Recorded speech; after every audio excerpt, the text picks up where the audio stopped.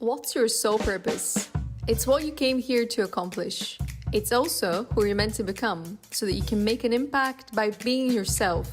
We're all here to unlock our potential and create positive change in the world. Everything starts with you. One is not born into their purpose, one steps into their purpose. Were you born to do it? Let's find out together.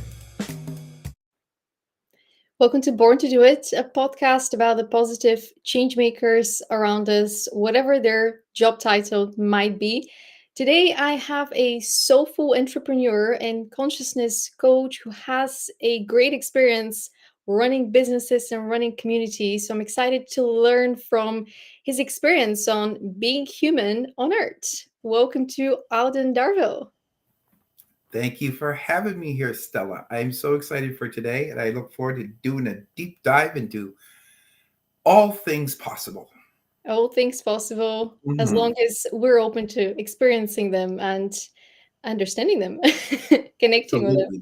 Absolutely, that's the secret to life. The theme of our episode is community, and I love the message that you sent me an hour before we were to start recording. You said, "Let's have fun." And I Yes, think this is what the greatest community leaders and builders have at the heart of their mindset, of their approach to people. Let's get together and have fun because, some of these conversations that we need to have in society, they're heavy conversations. But when we feel that joy of co creating and sharing and connecting, the work is so much more easier. It just flows. So, I could not yeah. agree more, and I believe we have to have fun with this because they make for more engaging events. Mm, Don't get me wrong; we need to rely on good statistics. We need to rely on this, what matters out there. But at the same time, for any type of engaging information that you want to put out there, it has to be coming from a place of authenticity and from the heart, and that's how people are going to gravitate to it. absolutely. And data is important, speaking from research, not just sharing your ideas, but actually demonstrating that you have knowledge on the subjects. That's important for credibility. But if you're not Absolutely, able to get people's kind of spark or ignite that spark even, because the greatest leaders have that ability to ignite that spark in you to care about something or to remind you, hey, do you remember when you were little, you used to be excited about this or that? hmm And then the adults suddenly start to have that kaleidoscope of colors within them. That darkness just starts to go away. it is. It is really. I think the number one, people lose their vigor and love of life, and therefore they replace it with things that they think is Yeah. basically living life, whether it's living beyond their means, buying stuff that they don't really need, trying to show society that they are successful, when really, quite frankly, especially during these times where we're all in a little bit of survival mode as a collective, it is important for us to find out why we're actually here and what our purpose is in life. And I think it's a beautiful thing that we have podcasts like this, which are popping up all over the place. And I'm become a big fan of podcasts now because you're getting the real pulse of people. And yeah, some of them have very strong opinions about what they believe in. Mhm. There's a message that resonates with a certain group of people within that as well. Yeah. And what I also love about the podcast is that you might change your opinion because of some of the episodes, especially when they're extremely rigid, because something in you clicks, wait, I don't actually agree with that. And you start to have that inner dialogue. Why is it that I don't agree with that person on that specific topic? So everything is a trigger to further awakening, to further ascension. Why am I triggered by information that is Mhm. plausible Mhm. and could be actually very factual and proven to be factual, but it doesn't go with my core beliefs? So therefore, I will fight it and I will hold on to my beliefs. And the true sign of an open human being is one to be able to adapt to new information, but it's got to resonate with you on some level. It's got to resonate with you. Otherwise, you'll just Mhm. streamline Yeah. to where you want to go. It's the autopilot. And I think we've Many of us have spent a lot of years being surrounded by audiences and mentors that confirm our biases. That's right. So it's very easy. It's the intelligence trap. There is a book about it where the smartest people sometimes have that big blind spot where they're just consuming more and more information to confirm what they believe in to keep that ego, keeping them on that path forward. But Yeah, usually, the greatest success stories, the most authentic success stories, they go exactly. all over the place because they're meant to. You're meant to discover Exactly. things. Absolutely. And if you look at what the system, and this is a trigger for a lot of people, because if you look at the system and how it works, and if you think about the educational system where you're in a Mhm. classroom, say for instance you're a teacher, and no disrespect to teachers, I believe they do a fabulous job with what they're given.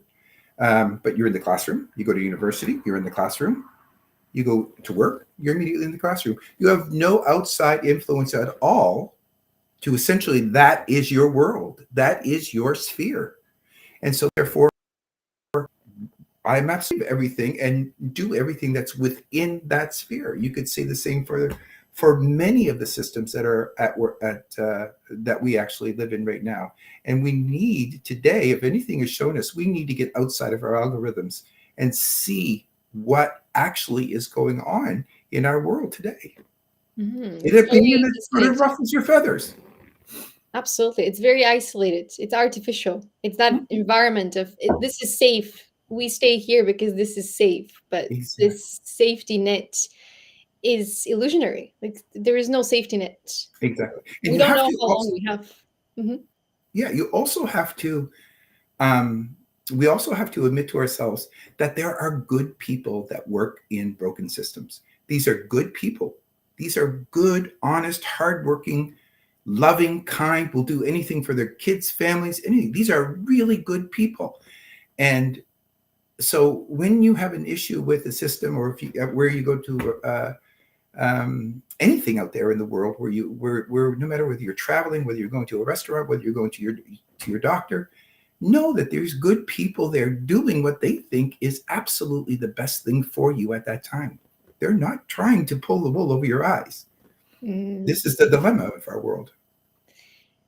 Yeah, and some of them have seen the problems because they're part of those corrupted industries and they do want to help, but they know that it's not going to happen overnight. So their chances of helping are actually bigger if they stay there and try to influence that change from within. But once again, that doesn't happen overnight. And It they does not. have to be resilient to remain hopeful while witnessing that in the vicinity. So, And you're absolutely right, Stella. And think about the amount of stress that creates within mhm, them. So there's a lot of people now that we're going through this because we've basically catapulted ourselves into the near future through this through the pandemic. We have seen a lot of people who are basically suffering on the job, and they're suffering because not only they're calling it burnout, but essentially what it is, it's a moral dilemma that they're having. They know what they are doing is not in line with their core beliefs. And therefore, but they have to feed their family. They got to look after themselves. They got to pay the rent. You know, I always say, no matter how spiritual you are, we do live in the 3D world and we have to have one foot firmly planted into Mother Earth. And that means all the mhm, trials and tribulations we do to actually put ourselves here. And I think as coaches, one of the things that we can do better is helping people find their purpose so we can sort of alleviate all those issues that are happening out there with their current workplace. yeah. Because I read a statistic not too long ago that 70% of people are now no longer engaged actively in their work. That is a ridiculous number. And there's actually another smaller event who are actually sabotaging their workplace, meaning they're not just stealing pens, they're actually working against the core Mhm. values of the company. So that's where we're at right now, and in the workplace, and I find it very, very disturbing. It's like that movie, The Kids Are Angry. And those kids are the inner children that are within us that are waiting for us to listen to them and actually hear what they have to say. Because we have all been onboarded with some sort of trauma. Our parents were not perfect, their parents were not perfect. And until one generation says enough, let's apply more love into this family going forward, the cycles continue. What we're seeing is 70% of the world that have completely blocked their emotions because they don't want to feel that pain. They don't want to heal. And the only way to heal is to witness firsthand that pain that you've experienced and give Yeah. yourself that reassurance. View yourself as more than just the victim, view yourself as more than just that little child that was not given attention, that was helpless, because now you're acting out on those impulses. How can I, you Hmm. know, bring that pain out into the world because it's too heavy for me? And that's why we're seeing people being, I mean, nasty is one word that comes to mind, to each other in the workplace, in communities, everywhere, because You they're can't. angry. Is that You anger? can't. Yeah, it is. There's this underlying self-preservation that's going on right now. Where we are just in survival mode, which keeps people in their lower chakra. Hmm. So you are unable to move forward and act from the heart or act from your higher intelligence and your higher self when you are struggling to make ends meet and under constant barrage from fear, having to worry about paying food or putting gas in your car. So it is understandably that the world is under this mass attack of fear and lack. And you spoke about something very interesting to me. um, I'm a little bit older than you, and when we have, did you know that we have so much information available to us now? And I'm not talking about the information that we get turned on during the awakening. I'm talking about information that's just available to us out there Hmm. in the world. And the baby boomers, before the baby boomers came along, there was no self-help book industry, right? There was a few, you had Napoleon Hill, maybe Dr. Spock, or a few other. They A weren't few. even self-help. They were just growth mindset. They were more that masculine energy. Exactly.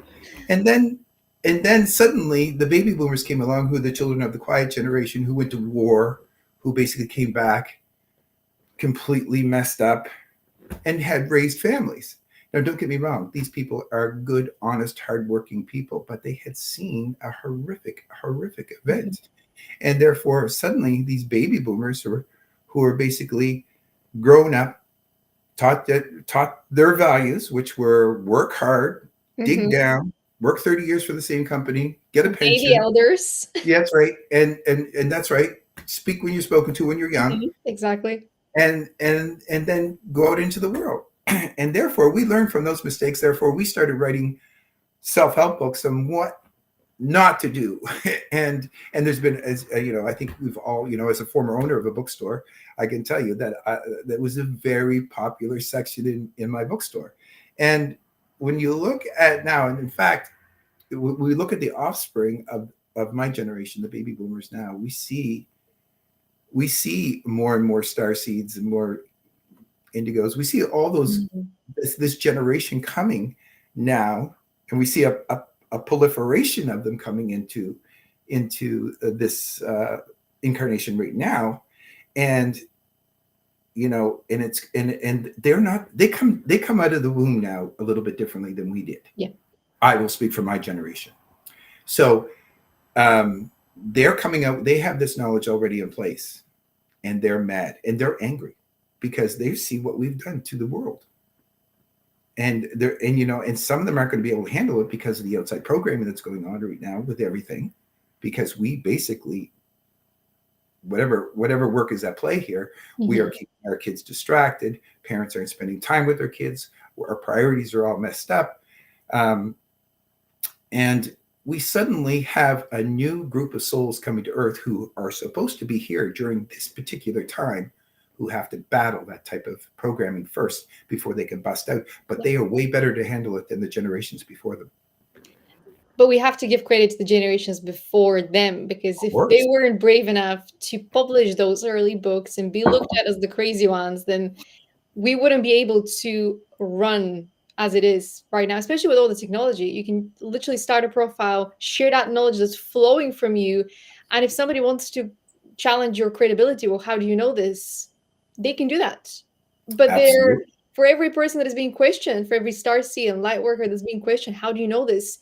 There are two more, three more, five more in a matter of minutes now. It's I not know. even days, in a matter of minutes. So that knowledge is just being shared. And because when you hear something that resonates so deeply within your own soul, Yeah. You integrate that knowledge in seconds and you're able to build that network around you as well, that energetic grid. That's how we do that, the energetic work. It's not just us moving, it's us openly exchanging those ideas and using that throat chakra, which is a very powerful chakra, which has been under attack for many, many generations, not decades, generations, because the truth sets us free. And we've been Absolutely. told to pretend that we don't see the truth and hide Mhm. that truth. And that gaslighting that became very popular during the wartime suddenly became the biggest weapon for the narcissist. And this world is full of narcissists. Oh my gosh. I mean, we actually celebrate them. We We actually actually we celebrate them. actually applaud them.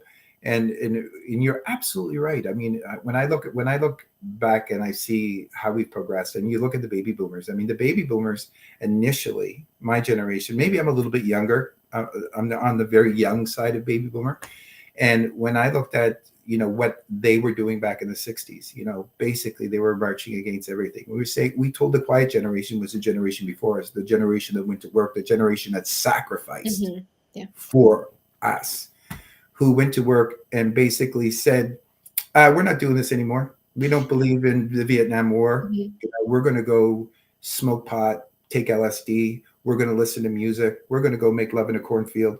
We're going to bring our kids up differently than what you brought us up with. And that was all fine and dandy for a little while, but we could see that the pendulum had actually swung Yeah. back. And now the pendulum is now swinging again. And I can't wait to see how this will all play out, because the world is awakening. It is a global phenomenon, and not while everybody's not awakening, there's certainly going to be a critical mass of people who are going to be influential in doing what you're saying, opening up, clearing their throat chakras, standing up, speaking up, Mhm. and vibing up. We're seeing that now.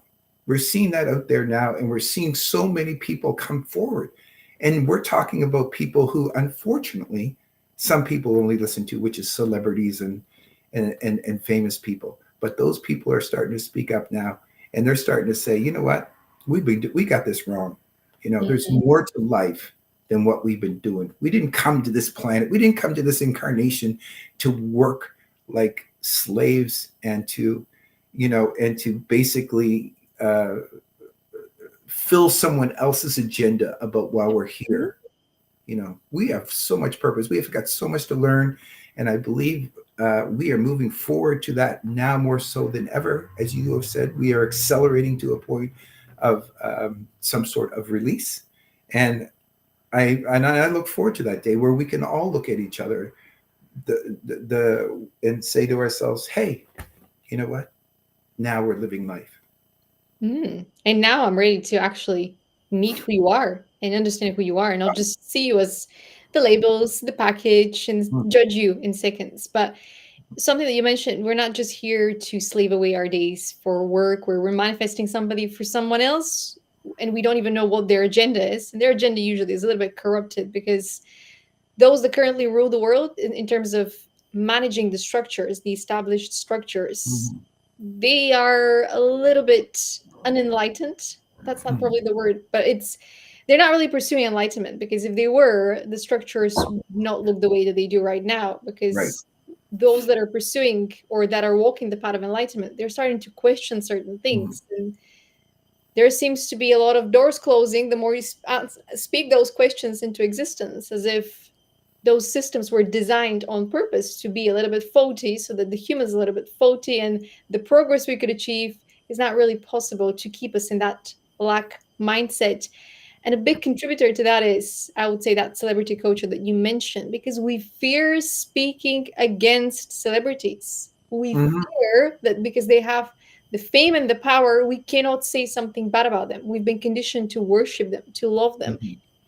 And I'm still amazed how some of the actors and the singers, the top dogs in the industries, they are not allowed to have bad press. If you see content creators online, journalists, they're not allowed to say something bad about specific artists. And that should make you question the systems even more so. Nobody wants to get canceled. If you get canceled, it's billions of dollars. So unless you say something that goes against the system, then you're cancelable Yeah. and you're made an example of. Absolutely, yeah. But to take it a few steps back, talking about burnout, my burnout was actually a little bit different than most people's burnout, because I was actually on a path that I loved. It's a very creative path. I was Hmm. very much able to channel that Hmm. potential. And yet, one day I knew that I was being asked to take a step to the side and align with my Hmm. purpose, because it was time for me to shape my community or meet with more of my community soul tribe members. And Right. once I had that inner knowing, that voice would not go away. It was like every single day I would wake up and like, it's time. It's time. You have to make the shift. You have to make the jump. You have to trust, even though there was no plan. There was nothing. It was just, it's time for you to let go of that old life. Right. And that meant I had to fight with myself to remain a little bit longer at the job, at the lifestyle Hmm. that once fit me so well. And it didn't have to do anything with wrong values Hmm. or wrong people. It's just that I was being coached towards a calling, towards a mission that was far greater than just me. And if I didn't play my part in that, I would be failing myself. It was a strange feeling, but some of the burnout that people or souls or humans on earth are experiencing is a little bit more spiritual than they realize, I think. And us speaking about those experiences will This, encourage more people to trust that inner guidance. exactly. And this is where the moral injury comes in play. We are working against our core belief system. It's not burnout, it's moral injury. It looks a lot like burnout, but it's moral injury. And you're seeing it right now in the medical fields. You're seeing it now in places of high position in politics. You're Hmm. seeing people morally burnt out because they know what it is they are doing goes against everything that they believe, their core belief system tells them. But they're stuck to it. They're either in there for the fame, they're in there for the money, they're in there because they have to feed their family. And when they do that, when they go to work every day, if you're not hopping out of bed and saying, yes, I get to do what I get to do today, think about what that's like, as opposed to someone going to bed, waking up the next morning, dreading that commute to work. Think about what that does to your soul. It's I think it's a conflict that many people will experience on their spiritual awakening journey. That conflict of the life that your 3D human self really desired and finally got, and the life that your 5D self is desiring, your soul. Yeah. And if you get attached to that 3D lifestyle, you will be in a conflict with your soul. And that is not something that school prepares you for, society prepares you for. In fact, they've tried to hide that knowledge from us for a very long time, Oh, yeah, because we are speaking, because we're remembering. There's no way for us to forget it now. no. It's embedded into our consciousness in a way that there is no going back. It's like a tattooed version of whatever was supposed to we were supposed to remember. It's there. There is Exactly. no forgetting. And speaking of that, you went through your own spiritual journey, and we met when you were building a community, or you were part of that community, the Hmm. SuperFreques, and I'm going to mention them a little bit later Sure. in the chat.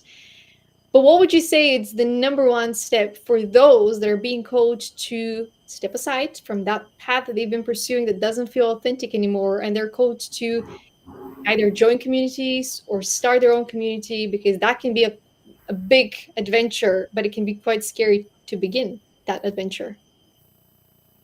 Yeah, you're right. I think when, especially if you're a person who tends to work in a silo, then community, and you're struggling, community becomes a way for you to be able to see outside of your box and eventually figure out to you that eventually there is no box. It's you that has imprisoned yourself with your thoughts, your ideals, and the conditioning that you received over your lifetime. Finding your community, people that think like you, open minded people who understand that, yes, there are two sides to every coin, but where you put your mind, where you put your intention, where you put your love, thoughts, that is how you build anything in this world. That's how we all can create positivity around us, how we can create better communities, how we can create better home lives. and how we can create better, even our better work life, just by following your heart and listening to the wisdom that you said that we are now relearning. And that's not available to everybody just yet. And even if you are on the path, we all know that the path is a long one. It's Yeah. got many tributaries and branches, and we often wander along this path to enlightenment. And I'm not saying by any way am I enlightened at all. The awakening has nothing to do, well, I shouldn't say nothing to do with enlightenment. It doesn't mean that you are automatically enlightened simply because you've awakened. What you do is start looking at reality. You start looking how reality may not be the right word. Your reality, how you perceive things in the world now, as opposed to being told what is your reality is supposed to be.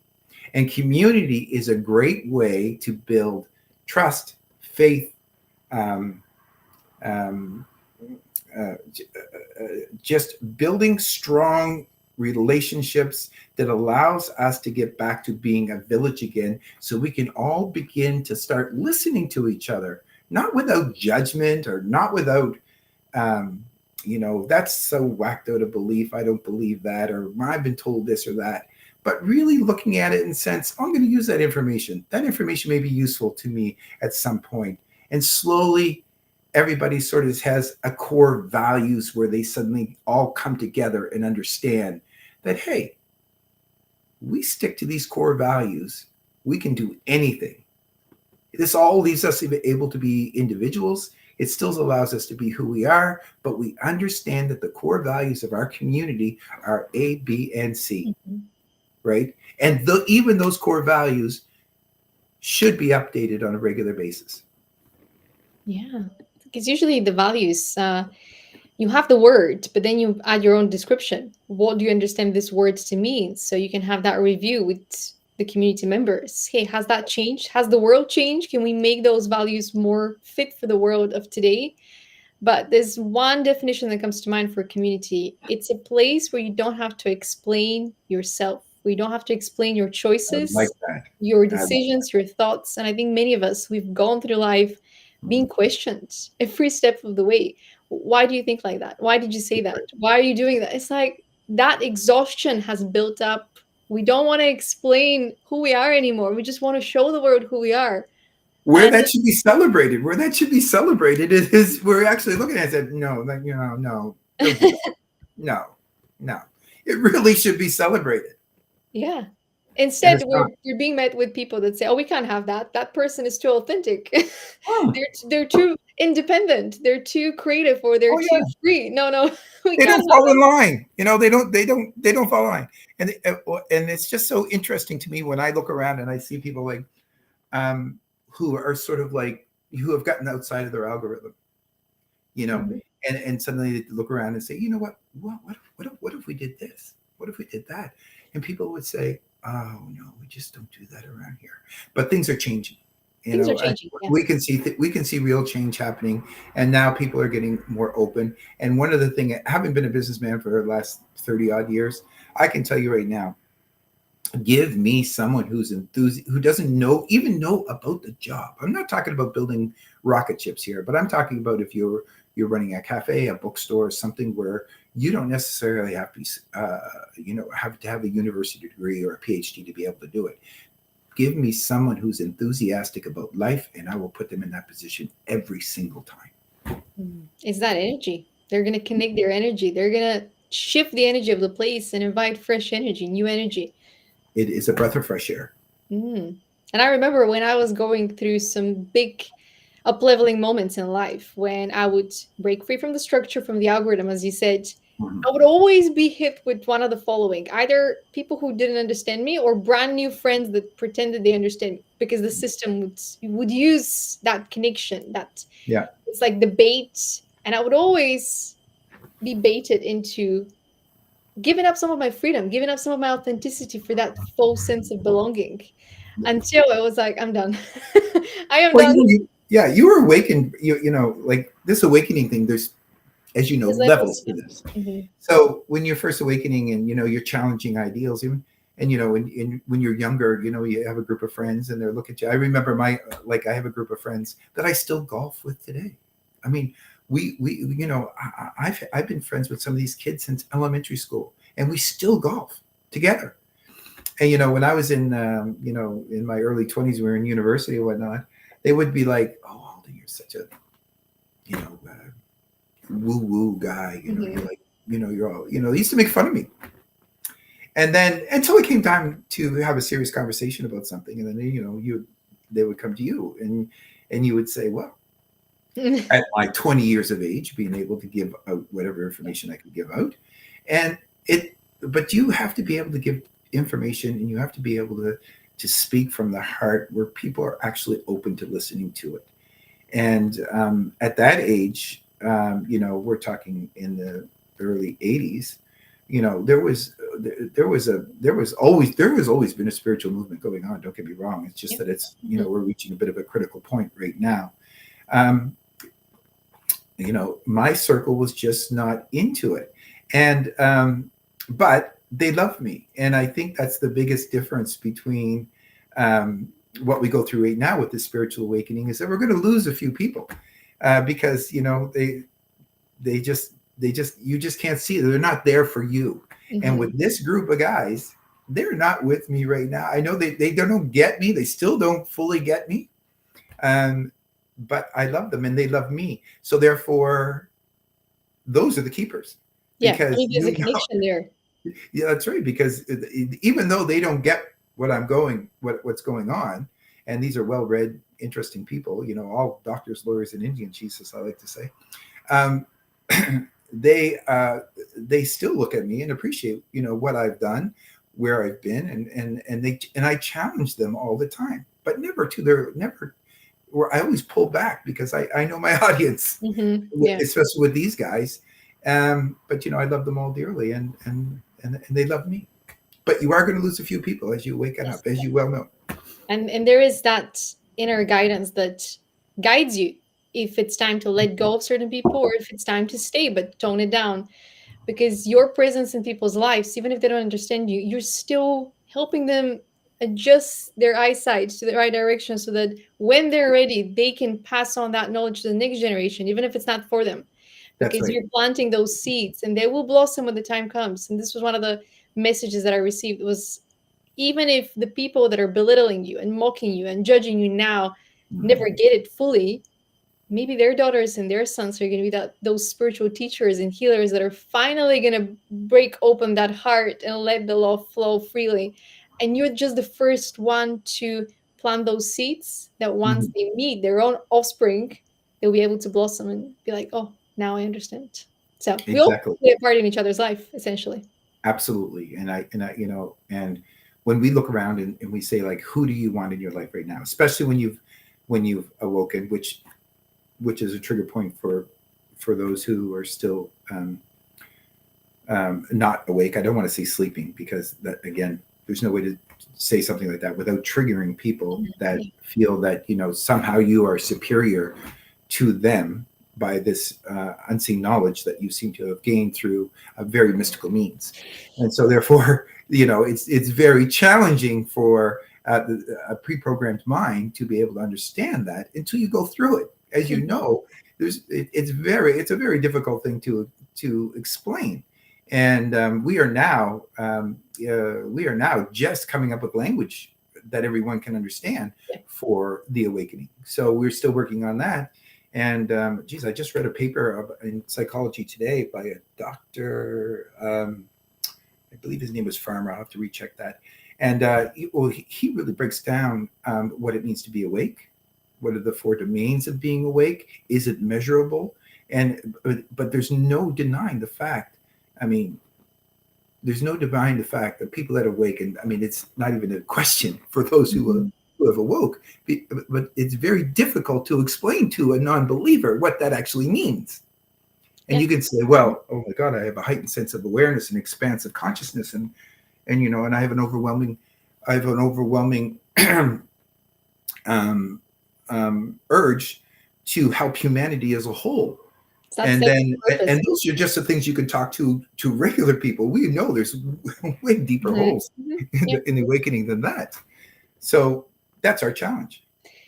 That's one of the challenges, but it's almost like overnight you have this new software installed in your consciousness, Mhm. and it's almost like a new language because that language encompasses visual symbols as well. It's a little bit like if you're studying Japanese, you're going to study the visual side. It's a different type of learning a language, but the spiritual language has more than just the letters and the words. It has the sounds, it has the color. Everything just comes to life in a way that our ancestor knew about it. It's just that there was some disconnect. And I think the wars definitely helped for our consciousness to be suppressed with all that pain and all that suffering. But now that we're turning to openly sharing that knowledge and having these communities, I think the process is becoming a little bit easier. And what I love about this is that it takes with one step, it takes with one person saying, I have a dream, I have a vision, I have an idea, I'm going to share it. I don't know where it's going to take me.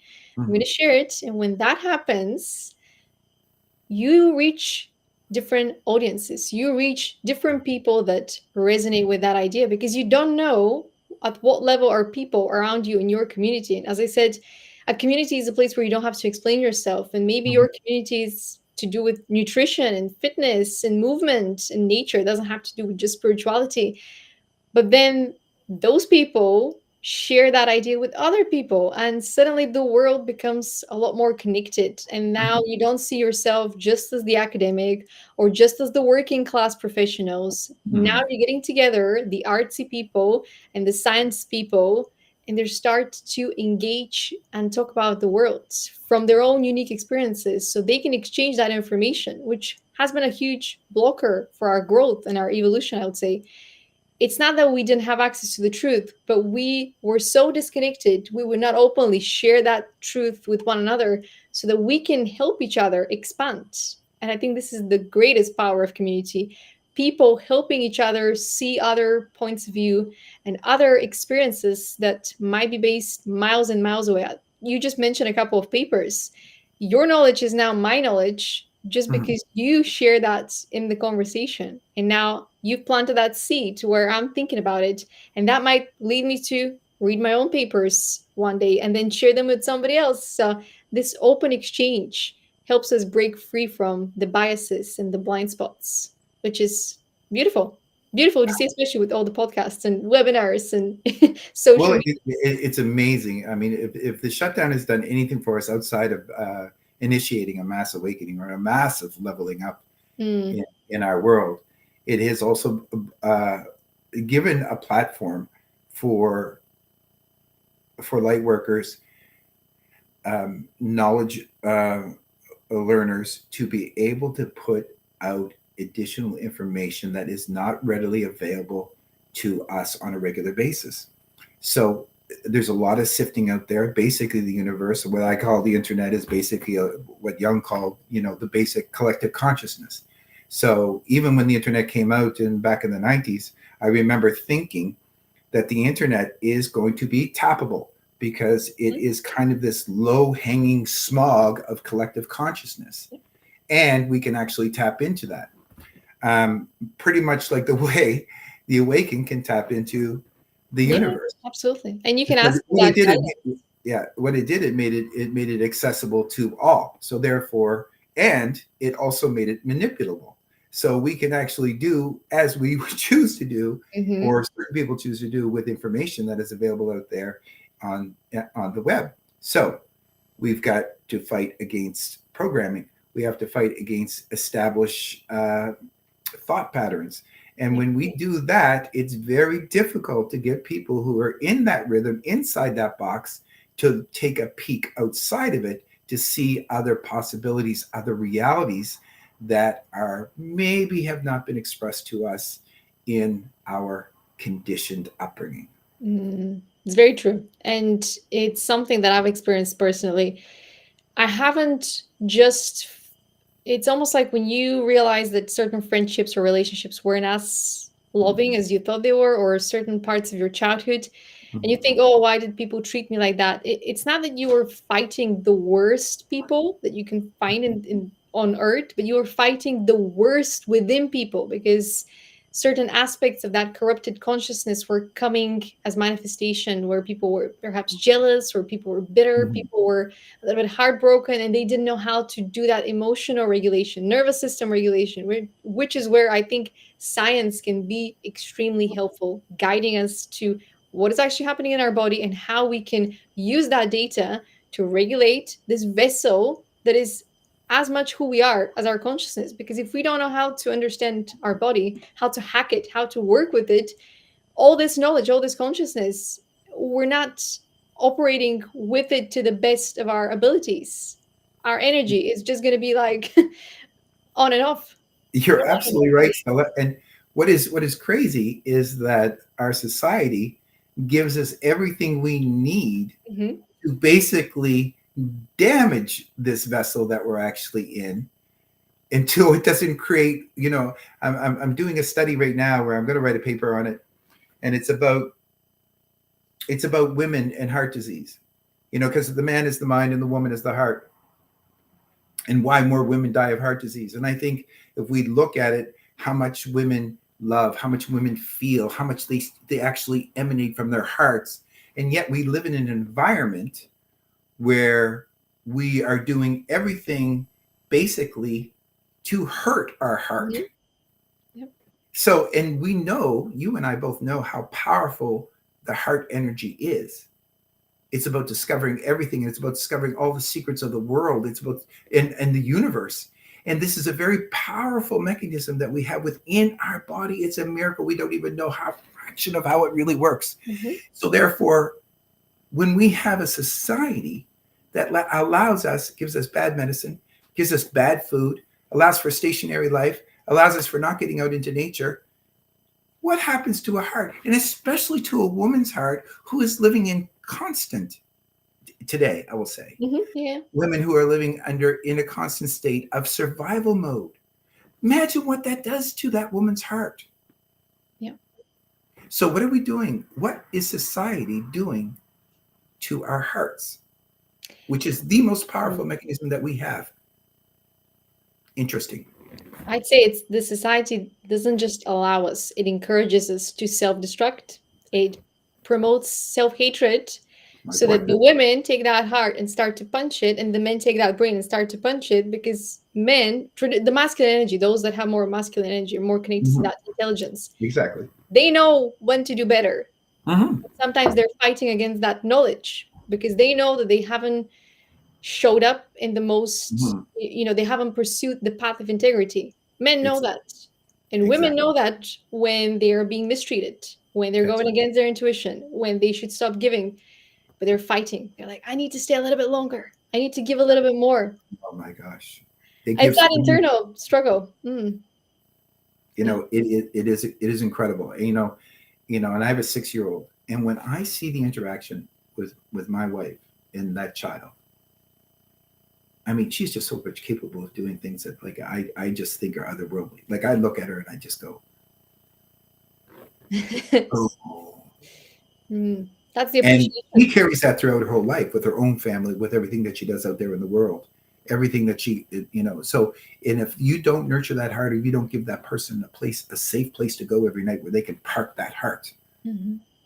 and know that it's going to be safe, then you're going to be under constant siege of defending that ground. Yes. Hmm. And this is why we feel like we don't belong, because we are surrounded by people that don't make us feel like we have a community, a safe community where we don't have to explain who we are, defend that heart, and even defend the brain for, masculine and feminine energy. I think we're seeing mental health crises for men because they've had to mask how they really think, how they really feel, what they really believe in, because they were not allowed to pursue the paths they wanted to pursue and support the causes they wanted to support because of that false onboarding. So one day, when we open our hearts to the love, when we open our minds to the truth, and that illumination of the enlightenment actually warms us, fills us with light, with the peace, with the serenity, it will be a changed world. And I don't think It's, that's a world that's too far away. That's the thing. I think that world is that golden age. I don't think we're too far away from it. I don't think so either. with the And speed of technology and what we've seen happen on these platforms, how people are connecting, how you and I have connected using exactly. that technology. Yeah, exactly. I mean, just using if you when I first came to LinkedIn, I owned a language school in Nova Scotia here, and I was out there, promoting, our school. Come here, learn English, go to university in Canada and the United States, and that was my job. And so when I look now at after leaving that particular position and moving into H2HB, which was basically born from the person who had bought the school from us. And when I sold it to them, I stayed on for 1 year to help with the transition. Mhm. And I had a fundamental disagreement with the new ownership, and they thought that I was unable to let go of the reins, which was not the case at all. I did not like how they were treating people. And the way they were treating people was in which I felt very strongly that you are not going to get the best out of these people. They're going to end up resenting you if you don't make a positive change right now before you lose them completely. So we ended up having a very strong argument, and I'm not going to lie. There was yelling, there was screaming, and there was swearing. Not going to lie. And I came away from that meeting thinking, wow, there has got to be a better way where people can talk to each other about our differences and where we think we're going. And so at that point, H2HB, Heart to Heart Business, was born out of that idea, because I said, we can't have this. We got to be able to treat people right. We have to be able, and I'm talking all throughout your chain, suppliers, builders, staff, right down to the guy that delivers to your place. Everybody has to be treated with a certain amount of respect. And obviously, there's a lot more that goes into that. And then when I started posting about H2HB on a regular basis, and we started getting a great following, and there was a lot of energy into people deciding that there has to be more to life. There has to be a work-life balance. and there was a lot of old ideas that are still floating around out there that just don't work with this shift that we've recently gone through. We can get into that a little bit later. But I decided that H2HB needed to be able to show people that every aspect of your life should be working for you. If you love to go to work, great. Buy yourself a good bed. Make sure you spend more money on your bed than you do your car. Great. And if you get someone you can come home to and snuggle up to, whether it's a cat, a loved one, or your parents, then you're living a good life. We can't get caught up about being 55, 60 hours at work doing something that you only moderately feel good about or even hate. Why not go to work? You can work 55 hours a week if you love what you're doing. You can work 100 hours a week if you love what you're doing. I don't recommend it, but if that's you, fill your boots. Yeah. Right. So we started looking at I started looking at that and thinking, you know what? There's a lot of room out here for this. And when I started posting, I found myself getting more and more and more spiritual. And then I had a major, like so many people. I mean, I've been a spiritual guy since, I've astral traveled since I was a kid. And so when I had a major leveling up during the pandemic, and it happened during this time, I just started writing more spiritual stuff on H2HB. And I said, you know what? There has to be a different type of movement that happens out there right now. And this is when the SuperFreques came along, and I formed this, and I co-founded this group with a bunch of really great people, Faye Fitzgibbons and Jack Everly and David Hansen, Michelle Cordy, Allison, and Allison. Why I'm having a brain. Sorry about that, Allison, and Suzanne Ray. And these people are really committed to raising the vibration. Allison Jeffers, this girl. Now you never forget her. This girl's amazing. And we want to raise the vibration and change the way we think. Not just for our own well-being, but on the job as well. Every aspect of your life, at home, at work, and at play, and why you're really here. What's your purpose here? Your purpose is not to work 55 hours a week in a job that you do not love, come home and be in a miserable relationship and go to bed and drink yourself or take drugs so you can actually get some shut eye. No, Mm. Yeah. that's not what we're here for. We're here for so much more. Some people are having a hard time processing that Mm, because they hear it, they understand it, but then it's not able to reach that heart space or even the mind space so they can have that change of heart of change. change is Because difficult. it is difficult because they have grown up with certain beliefs around how their parents view life and how their parents raise them, and they need to go and eradicate certain beliefs, uproot certain beliefs that would make for a great metamorphosis. But that metamorphosis means acknowledging your parents for more than just your parents, but the humans that made errors, humans that had their own trauma, humans that have that inner child within them as well. And Mm, I've met some people that believe love should be, if you love me, you fight with me, you scream at me, because their parents treated them that way. So now mhm, that psyche of that adult, because mhm. they haven't connected with their inner child, thinks, well, that person doesn't love me because they don't fight with me. My parents loved me. They fought with me every single day. So, and I've been in a relationship with a person like that who genuinely said at the end of our relationship, you never fought with me, so I didn't think you loved me. And Yeah, I thought, okay, but that takes a certain level of self-awareness for you to get to those conclusions, for you to I start agree. investigating, why am I acting that way, why am I attracting certain people, and for you to actually let go of these friendships that you saw yourself spending your whole life with, when they're not a right fit anymore for who you are, Mhm. because you might have just unlocked a huge spiritual upgrade in You're the right. process of that self-discovery, that you didn't even know you were, it was possible for you to become that person, that version of yourself, and you're still changing. So Just to step back for 1 second, what you said earlier is that our subconscious mind will always prefer a familiar hell mhm, than an uncomfortable new future. yeah.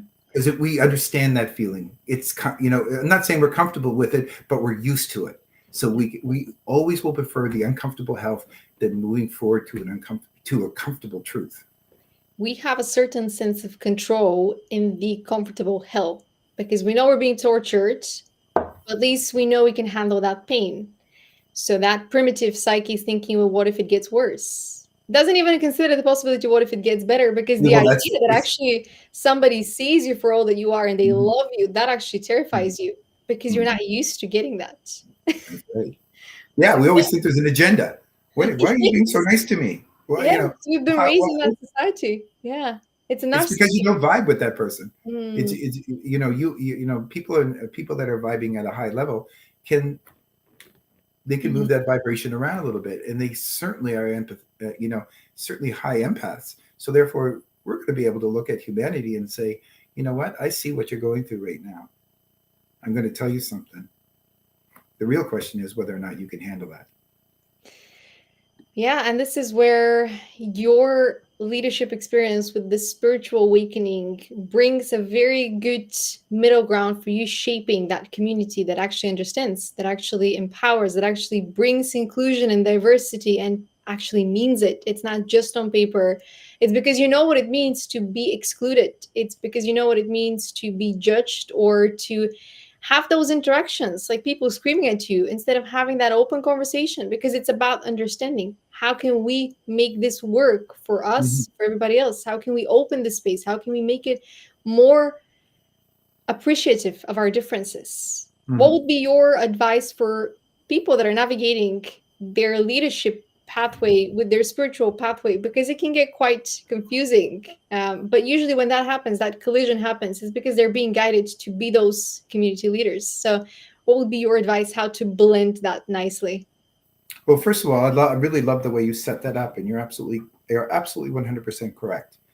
Because you have to be there's a line to walk where we want to bring as much spirituality into the workplace without overstepping certain cultural beliefs or ethnic beliefs.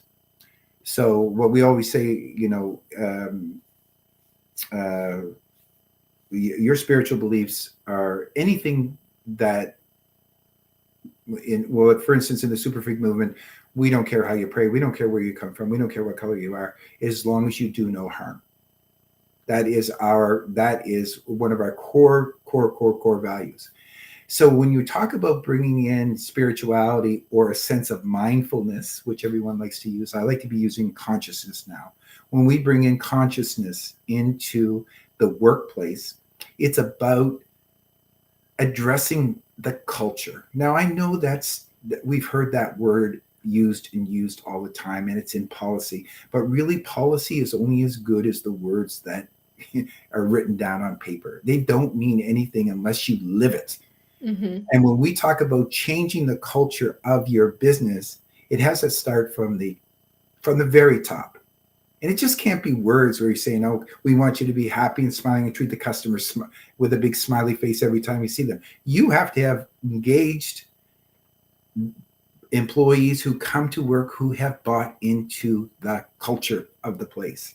So this all comes down to your core beliefs. And now your core beliefs, your core strategy is the very same thing as policy.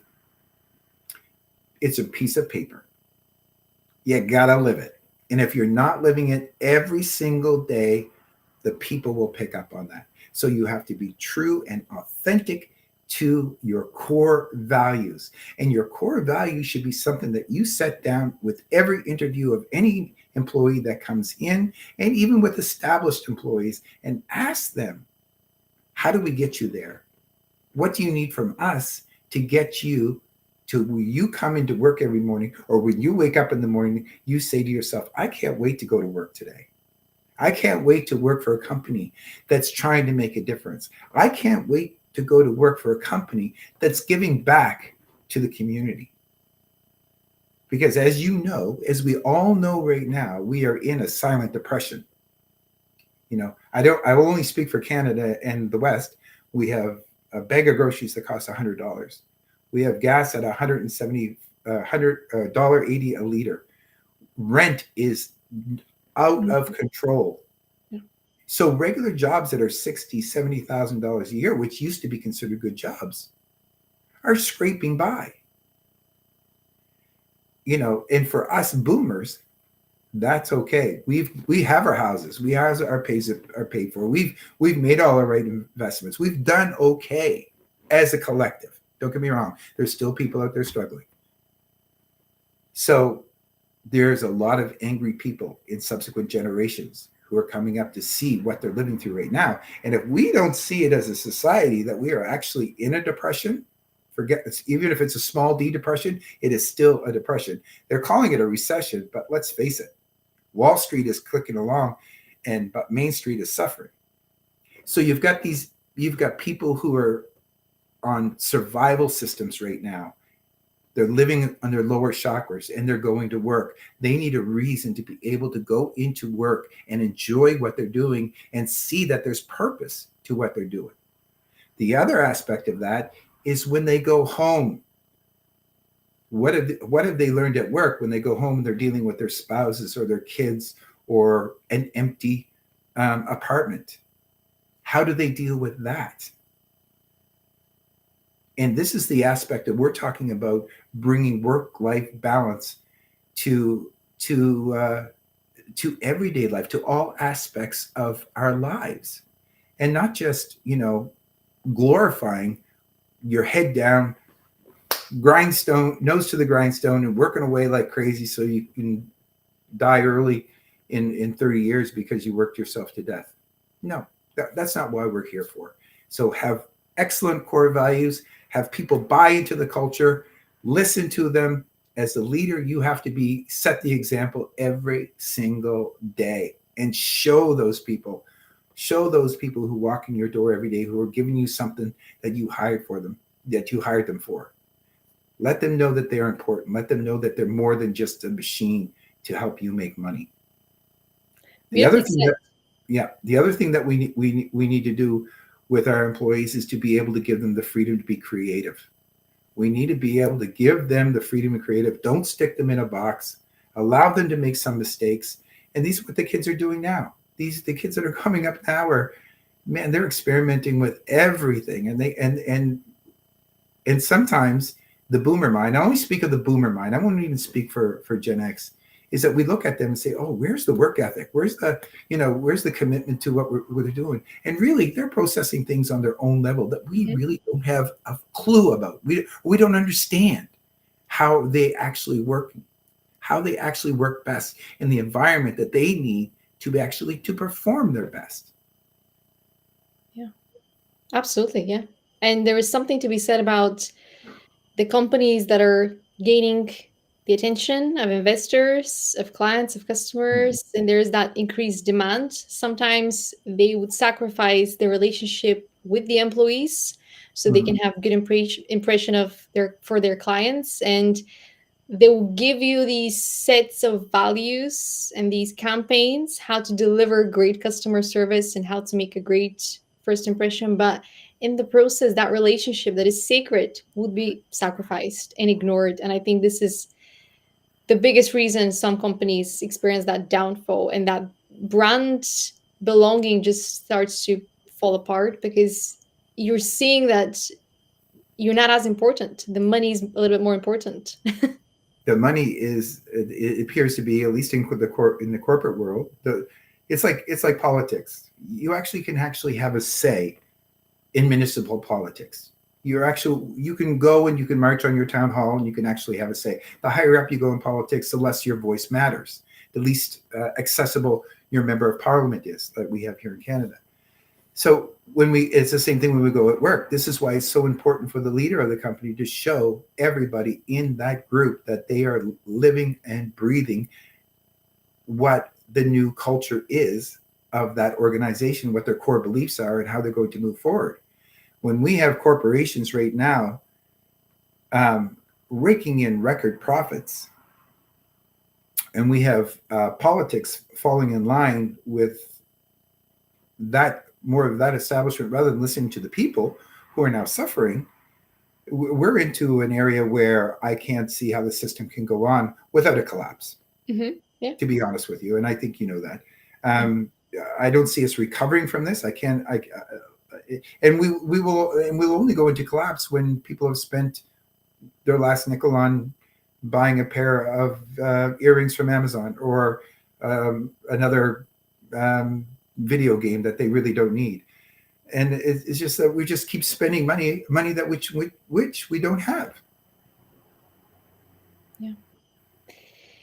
We have created this society of images, and we're trying to adhere to that image because at least we have the image, and that image might, how they say, dress for the job that you like. And I think Yeah, sometimes that works because it shifts your energy. But sure.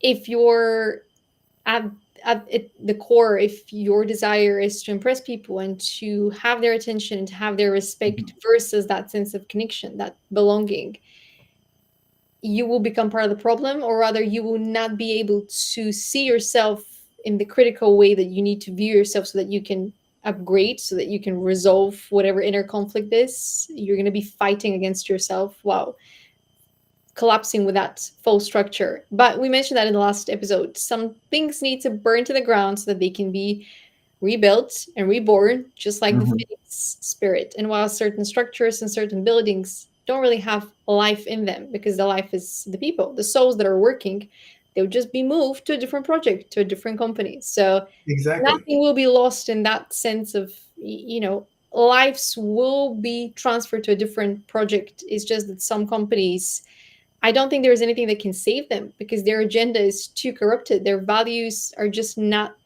there, Yeah. And unfortunately. it has to be more than just words.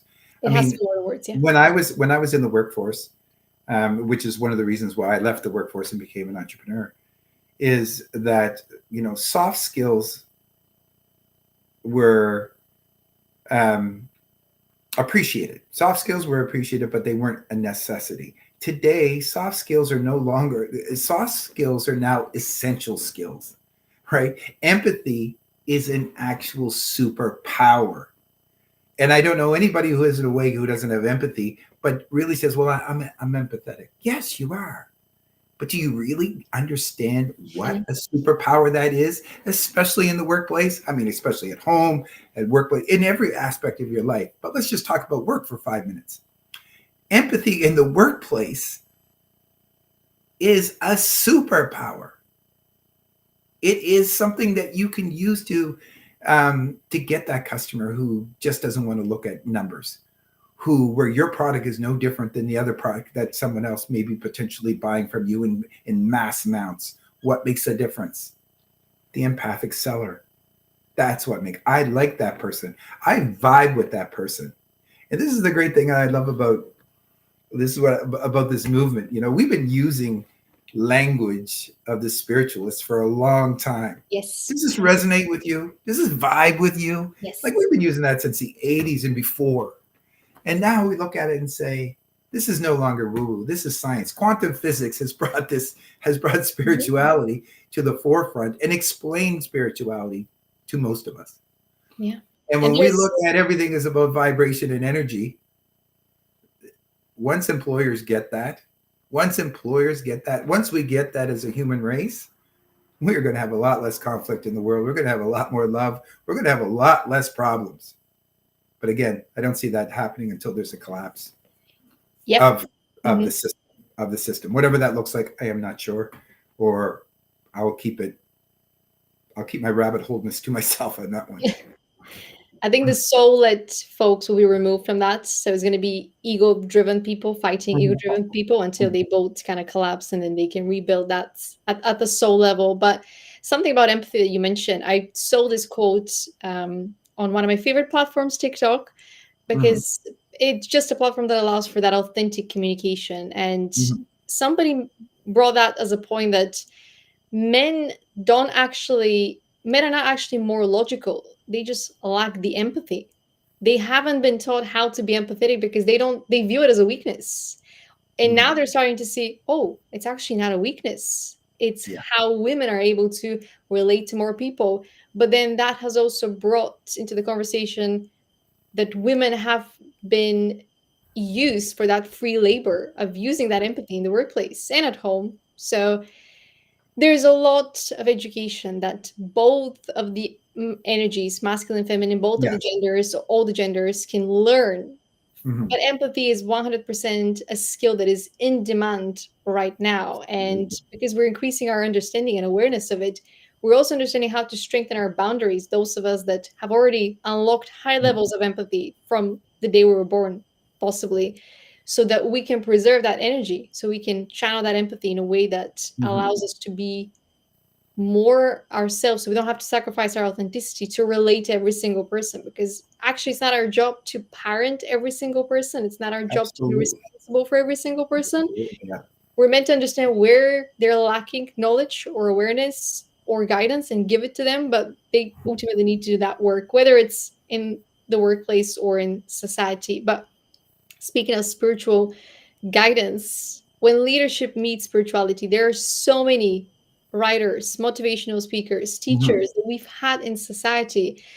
And unfortunately, we've had some rulers that, as you mentioned, have been using spiritual language in a way that almost gaslights us into believing that what we believe in is false, while they can actually access it and use it for their own benefit, which is a lot of emotional manipulation has happened, where we've been discouraged from pursuing true spirituality so that those that have their ego can continue to control us, the totalitarian leader that is collapsing at the moment.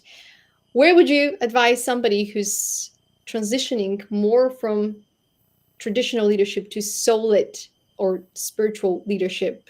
Where would you advise them to start in terms of those big authors? Okay, just a little background, first of all.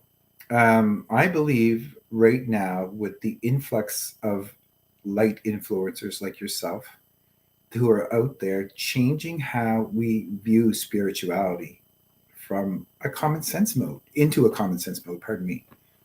So the more that the language gets used out there, one of the things that I really, really try to promote in the SuperFreques movement is support other light bearers out there who are carrying the light, who are trying to together. There should be zero competition between us. We are all working towards the same goal, and that is to change the vibration, to raise the vibration of our planet. And the more the light workers are out there doing what they do, influencing people, yes, through talks, through people that they meet, through social media, and let's face it, that's a double-edged sword. But the more the people hear the language, the more people are going to say, oh, yeah, that's a thing now. That is a thing. And maybe they will take that with them and run with it. Mm-hmm. And that's how we're going to end up changing. Bringing people in. And like I said, it's what we have got to bring empathic leaders down into corporation. And at least depending on how big the corporation is, they've got to come, they got to teach the management, they got to teach upper management has to buy into what they're doing, and every level right on down, you got to feel it. So when people are looking at developing spirituality as a business, the language out there is now, it exists out there in the common everyday lexicon. It's out there. So people can now resonate, they can vibe, they can feel that. Their empathy, everybody understands that empathy is a thing right now, whether you have it or not have it. I'm sure there's more people who believe they have it than don't have it because they feel more, or they hurt when they feel like they do something. I love what you talked about, boundaries. Boundaries, especially for empaths. Doesn't mean you don't want to listen to anything anymore. You just have to build your boundaries around a wall. And just point you to the door. There's the door. That's where I allow you to come in and to discuss certain things. And that's what businesses have to do. They basically have to say, okay, we are spiritual. Our core values are on the spiritual edge. You come in knowing that these are our core values and we're going to stick to those. What happens when a person goes over and beyond that and suddenly they become sick because of their spirituality, or maybe they're actually becoming sick because they're going through moral injury? Then when does that person come on? We have to show them the way. We have to be able to give them a way that they can deal with these issues in a compassionate, loving, kind way that we know that we can help this person so they can come back and be a productive member of the team, a productive member of society, where they can go to bed and sleep at night, wake up in the morning and know that they are cherished, that they matter, and that they mean something. And if that person comes through your door every day, go to work, well, there's no stopping you. Love that. And yet, to go back to my question, if you were to point one author that influenced you in great ways, which one would it be? And I know this is a very personal journey, so yeah, everyone's author is going to be different, but which one would you name now? What's the name that comes to mind? The name? The name of a great spiritual teacher or author, writer. Oh my God, there's so many. Mm-hmm. When you're on your first road to spirituality, and you've read a lot of things, and it's a building process. I have to say, Napoleon Hill was the first one who got me on the track. Joseph, where I knew that there had to be more to life than what was going on with me right now, and that I had control over the direction of my life. And I would say very early on that would be it. But now I'm just looking at the names that you have on the screen right now, and I can tell you right now, each and every one of them, I can't really tell you, to be honest. And I'm being completely honest. To me, it's a body of work that I take from every single person that you have listed in front of me right now. I take something away from each and every one of them. And I have to say, I really didn't understand it fully in my DNA, in my core. I learn so much more every single time that I level up. So when I think I know something, boom, I have leveling up. And then I say to myself, wow, okay, let's revisit that, because now I look at that from a completely different, not a completely different perspective, but an additional perspective. More grounded. Exactly. And so so when I look back, I mean, I could even say reading the Celestine Prophecy, at 30 years of age or whatever I was, I can't remember what it was a pivotal book because that was a leap forward, you know, the Celestine Prophecy, because that was taking people to a whole new direction. It wasn't actually that great written. It wasn't a fabulously written book. However, the message was so important, and and then there's been other books and readings, and then basically when that magical key gets turned inside of you, everything starts to come together. So I really don't know, but I love every single person that you have on the screen in front of you right now. I really love listening to Dolores Cannon. I love that woman. I don't. She's so folksy, and she's like your grandmother telling you what's going to Yeah. happen and what's going to go on, and next thing you know, she's talking about, well, the reason you're here is Yeah. because you were blah blah blah, and I just look at her and I say, there's a person that like that looks like your grandmother who's speaking some hard truths, you Mm, know, yeah. and But it's also reassuring. oh, it is reassuring. Well, of course, it validates what your belief system, or it gives you something that really resonates with you. But the Buddha from earlier on, Eckhart Tolle. I went through a whole Eckhart Tolle period, and started revisiting him right now because he speaks quite often on the awakening. Coelho, I mean, what a great Dalai Lama, of course, Osho, Deepak Chopra. Um, all these names are like Louise Hay. I mean, you know, I still teach in my coaching practice. I still use mirror work for people in certain circumstances from Mm. Louise Hay, Rumi. I mean, God, there's it just never ends here. I mean, anybody who is um, on the spiritual path intimately knows each one of these authors and speakers and spiritual leaders that you're pointing out here. It's fascinating to me, and see how some of the existing ones now are changing their narrative Hmm. with this new with the new earth coming into play. Especially certainly Eckhart Tolle and Louise Hay. Um, Very, very interesting. And then the new up and coming young people that have got amazing things to say, and who are speaking. And believe me, we are now at a consciousness standpoint where we are starting to open up the world to some of the most fantastic people out there who are just working in their own silos, getting their message out there. Um, on LinkedIn, there's this fabulous lady, Kim Lesage. I don't know if you're connected with her, but if you're not, I really recommend that you do. Every Tuesday, she comes on. Every Tuesday without faith. How can we develop your spiritual gift? Sometimes there's only one person on there, and she's there every single week, week in and week out, doing it because she believes in the work. She believes in people, and what she's doing is far greater than any obstacle that is put in front of her. And I admire that woman so much. That's the leader.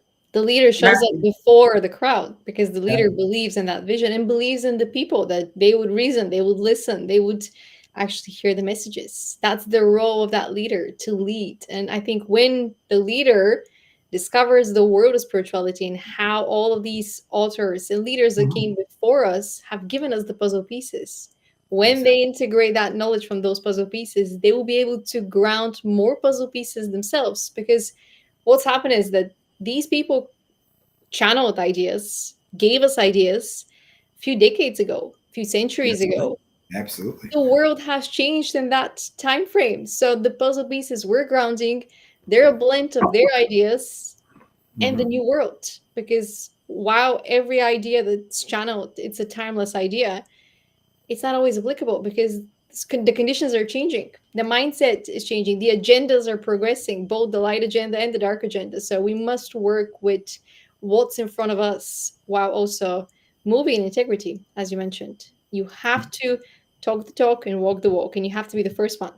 You can't Absolutely. be surrounded by the people. You have to lead them, but Yeah. also be mindful of, are you paying attention to the people that you're leading? Because if you're not, you're just doing it for yourself. And sometimes that's the guidance. Be the first one, even if there's no one else. But if you know that people are following, you have to be side by side with them and Exactly. listen to their concerns and their ideas. Give them a You know, voice as well. it's great that you say that. Now, again, I'll quantify what I'm about to say right next because I am a baby boomer, and I wrote I wrote an article on LinkedIn maybe a couple of months ago about how the baby boomers need to move aside because we basically have we are all in the position of power right now. We are the decision makers still, even if we're not out there in the public eye. There's a lot of decision making made by old people who really don't get two generations away from them. And we can still be there. We can still hold the door open. We can still pass along wisdom. We can still be there for encouragement, but we really have to get out of the way of real progress. And we have to change this old way of thinking. And just this morning, just before I came on, I was watching a reel with Harrison Ford talking about the old people needing to get out of the way because there's an army. He didn't use the word light workers, but there's an army of young people who are coming forth who are going to bring great change. Mm-hmm. And we, meaning the older generation, need to get out of the way and let this younger generation do what needs to be done because they are here. They are here for purpose, just like you and I were here for purpose. Mm-hmm. And the early ones, I mean, like light workers have always been here, but we're Getting activated. starting to see Yeah. what the hard work has been all about. Yeah. I couldn't agree more. And I think there's an image from the Harry Potter series, one of the movies where it was called the Dumbledore's Army, Okay. when they were building an army to fight the darkness because the darkness wanted to keep everyone ignorant and keep them Yeah. in a state where they don't know how to defend themselves. It's almost like we have that God's army right now. And I don't want to go into religious context, but that's the message. That's how it feels. It feels holy. It feels divine. It feels like a sacred movement towards restoring certain values that have been lost, certain connections, certain bridges that have been burned. They need to be restored so that we have that open exchange between different communities, different generations, and different ethnicities, different backgrounds. Because that knowledge that we have, it's meant to be shared, it's meant to be used so that we can build the future. We cannot build the future with false promises and empty words and this world of images. The images Mhm. are being shattered. The more Totally. these podcasts are being created, the more the creators are speaking out loud, the more they're sharing their stories of trauma, of heartbreak, of healing, because they're empowering the next wave of that healing, the next wave of Mhm. that growth. And from my experience, I'll tell you that when you embark on your self growth journey and on your self healing journey, that spiritual awakening is just 1 week away, 1 month away. It's Mhm. queued up. As soon as you make that choice, I want to grow, I want to learn, I want to Mhm. heal, your spiritual awakening, your spiritual upgrades are queued up. It's like a playlist. You go through the lessons and then you get your upgrades. But you have to be committed to wanting to be a better human being for yourself and So for. true. Once you put those magic glasses on, there's no taking them off. No, and I And think that's they've where the become work and lenses that's where the now. work becomes. And that's where the work starts. And it's constant. And if you're really truly moving towards because we are living in the age of enlightenment. This is the beginning of the Mhm. age of enlightenment. It's going to happen. Well, even if you believe in time, time is going to happen really, really fast. Mhm. We're going to see things that happen over these next few years that Just seem really crazy. it's going to seem crazy, Mhm. just like, but we're an adaptable species. Yeah. Look what the changes we've made since 2020 to Yeah. now, which Mhm. we've accepted. And this is Yeah. we've totally accepted that these changes have happened. Yes, people have woken up, but those that are out there still say, oh, well, that's just the way it is. Yeah. This is what we're going to do. We're going to soldier on and we're going to, put our head down. We're going to work even harder. But it's a fascinating, extraordinary time to be alive right now, and I'm so grateful to be here during it. Me Even though too. it's going to be tough. Oh, I mean, that's how we build and practice our resilience, having That's that how we grow. resilience. Yeah, That's right. you have to embody that resilience. You have to be tested for that resilience to be there. Otherwise, it's just a word, right? If resilience is one of your values, but your life is an easy life, how can you ever know what resilience is? Exactly. And have you noticed yourself, Stella? Have you noticed where you are with fear right now compared to where you might have been, say, 5 or 10 years ago? Fear is there, and it's I just acknowledge it, and that's it. Hmm. 5 or 10 years ago, I would probably be paralyzed, but because I've just taken so many risks and leaps of faith in the last 2 3 years, Yeah. I don't think fear can stop me. I think maybe it's removing certain aspects of what I thought I wanted my life to look like by now, time wise. But it's also seeing other people's intentions and seeing my Mhm. intentions and having that perspective as to, am I doing something wrong? It's that Mhm. critical analysis all the time. What can Sure. I do better? Am I doing enough? Should I do more? Mhm. It's more learning to give myself grace Yes. for doing more than I'm probably asked to do, because I just want to give and give. And I think that has become my strategy for dealing with fear. If fear is there, I gotta give more, because that's how fear tends to stay further away. I like what you said because, when you do put the magic glasses on and there's no taking it off, that's what you've done. You just continue to basically build on what you have. And once you have awakened, and I'm not saying everybody has done this, because there's, depending on where you're at in your social conditioning, because we all have to battle some of that. But you see more and more people now saying, well, I'm saying things now that I wouldn't have said 2 years ago, or I'm doing Mm, this yeah. is like my personal journey right now with H2HB, where I actually quantum leaped into the SuperFreques. If you had asked me 5 years ago, would I be doing what the stuff that I am doing on LinkedIn today? I would have said you are absolutely out of your mind. I would never do that. Yeah. Now I look at myself and I'm looking at my content and I'm thinking, all right, I like that one. I And it like could it. be Yeah. so whacked out, from traditional thinking. And I'm thinking, I said, okay, hopefully this is going to make some people think. Maybe one person is going to resonate with it. I don't know, Mm, but I just have to do it. I have to get it out of me. And yeah. when I look at that and say to myself, wow, the other thing is you only do that because you don't care about what other people think right now, because Yeah. you have the magic glasses on and all you want to do is get that message out there, which is one Mhm. of peace, love, and authenticity, Yeah. basically. And for me, it was letting go of those structures and the fear. And I'm going to tell you a little secret about me. And I had when I leveled up last time, I said, what am I going to do about this fear thing? So I really intentionalize it with going to bed, and my last thought at night was, I want to know how I can deal with fear. Not that I was overwhelmed. I've always been considered brave. Brave is different than having no Mhm. fear. Yeah. Bravery is different. Another thing about having no fear, and I'm not talking about survival fear where you cross the street without looking both ways. That's just an idiot if you do that. But when I'm looking at fear, and then I had a dream. As you know, their dreams are waking up, and I had a dream where I was going into a dark room, and there was just enough light in this dark room, and I was on the outside of the door, and I could see into this room, and there was a black object zipping in that room very fast, zipping back and forth. And the old Alden would never have gone in that room. The old Alden would have woken up, or came into the conscious world, what we call the conscious world. But I was in the super conscious world at that particular time. And I went into that room and I reached out and I grabbed it. And then I just let it go.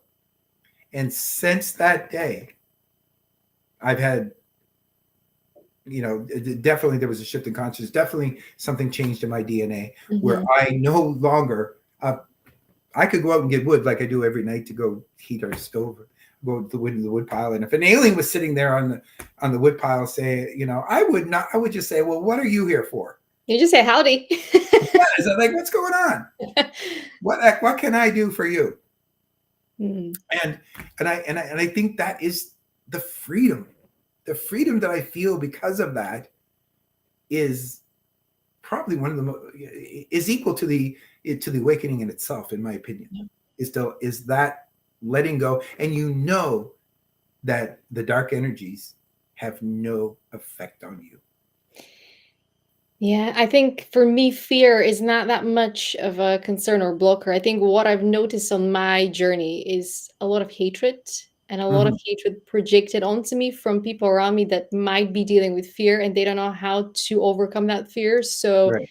they're afraid what's going to say if I continue to speak certain messages, if I continue to expose the truth, as in bring more balance, bring Hmm. more education around trauma and, how they might have played the villains in my story. Because this is the art plane is an art school. It's a school for us to have these lessons played out with other characters. And sometimes, somebody has to play the villain, somebody has to be the narcissistic figure so that we understand how to overcome that in terms of our individual and collective consciousness. Hmm. But there has been a lot of darkness thrown at me consistently ever since stepping on this journey. Hmm. And I think that has been my whole life. But because there were seasons of my life where I was distracted from spirituality, let's say. I was Right. distracted from my own authentic self and from my purpose. Right. Now I'm no longer distracted. Now I know exactly what it is that I'm meant to be doing, and I'm already doing it. And so the darkness that is being thrown at me is 10 times bigger and more. It's like all the time. I see it, but there's nothing that I can do. I just Right. continue.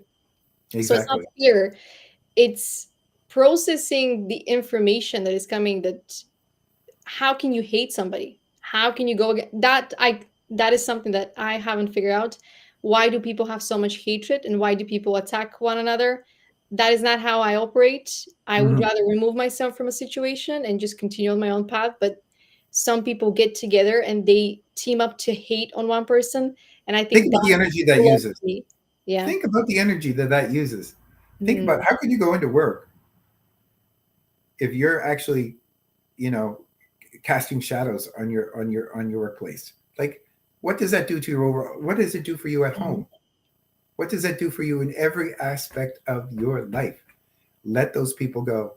The haters, there's going to be haters. You're going mm, to trigger people. We're just going to trigger people because they are smart, they are intelligent people, and what you're saying does not resonate with them. And they can throw facts, stats, newspaper articles at you all day long to prove that you are not right. mhm. And it's Yeah. more important for them to be considered right than for you to be considered right to them. So this is why we just have to leave some people because they're not good for our heart and soul. Yeah, especially when you feel that darkness and they don't know that it's even coming from them, some of them, I think. Others are intentional with throwing that darkness, but there are some people that just have that huge darkness around them, like a huge cloud, and everywhere they go, they bring it with them because they lack that self-awareness, emotional regulation, nervous system regulation, trauma healing, whatever it is. But I don't think when you step onto that calling and you're being asked to be part of that army that you Mhm. mentioned, that is Mhm. like that is on the bullet train because it needs to It's a get there spiritual war. ASAP, you have to risk being misunderstood and being Mhm. looked at the villain in the story. But yeah, when that communication is you with something much higher than you have to trust it, especially when it's bringing more light, more love. You talk about community. Let's talk about community again. I think humanity needs to become a community again. Mhm. Humanity needs to become a village again. Humanity needs to understand that we have to have core values that we all actually believe in. And not just know and say that we understand the written down. I can see them right there.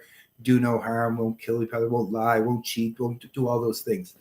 But humanity needs to become a village again where we can not look at each other with suspicion. We have to have leaders in place who have the intention of creating a better world, not one where they just do what's best for that country. Mhm. You Yeah, know, what it's they the think that they evolution. do what's best for that country. And we certainly have to take money out of the equation.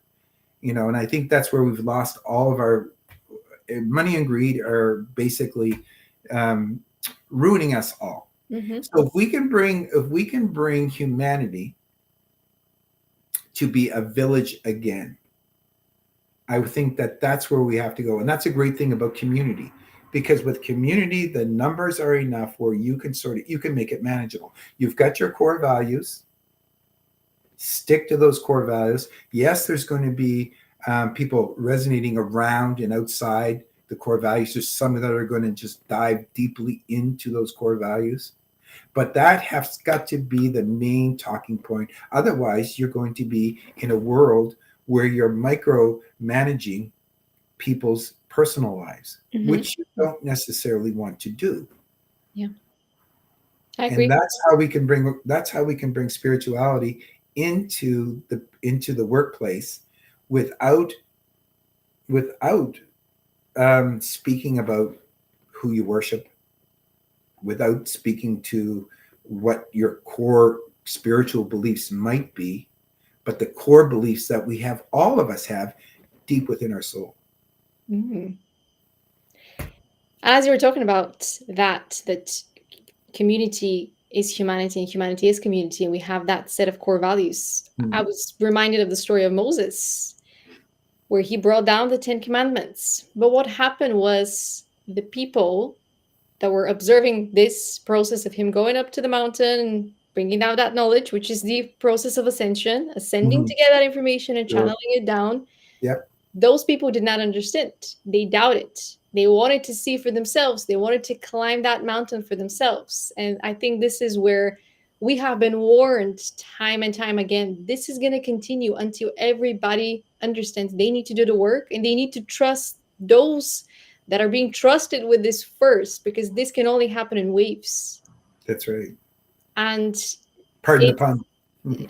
yeah, we've gone through it before, and we're Yeah. going to continue to go through it time and time again until that number of educated, rather enlightened people becomes higher and higher, and those that haven't left the cave to mix it with Plato's myth, become less and less. Because over time, I think we're all gonna reconnect with our higher selves. We're all gonna experience those spiritual gifts, those psychic Mhm. enhancements, and that inner knowing that just guides you how to be a better human. Because I think that inner knowing is connected to our morals. It's that moral compass where you Exactly. don't go against a fellow human soul. You don't even think about it. You don't think about how can I hurt that? How can I compete that soul? You think, how can I unlock more of their potential? How can I invite them? How can I co-create with them? Think about where we are today with all that we know. And I'm not just talking about me, you, and other people are out there putting out the light message. But think about all we know in spirituality and love and kindness and how much we've evolved. You know, I mean, there's Hmm. this Yeah. there's more technology in this phone than we put a man on the moon, you know, 60 years ago. So if you think about that, where we've gone to, and we still fight wars, Hmm. what we think we're fighting wars for. Why are we fighting wars for? Because Muslims hate Jews and Jews hate Muslims, or why we're invading certain countries because of A, B, or C, and we're killing people in unprecedented numbers, children.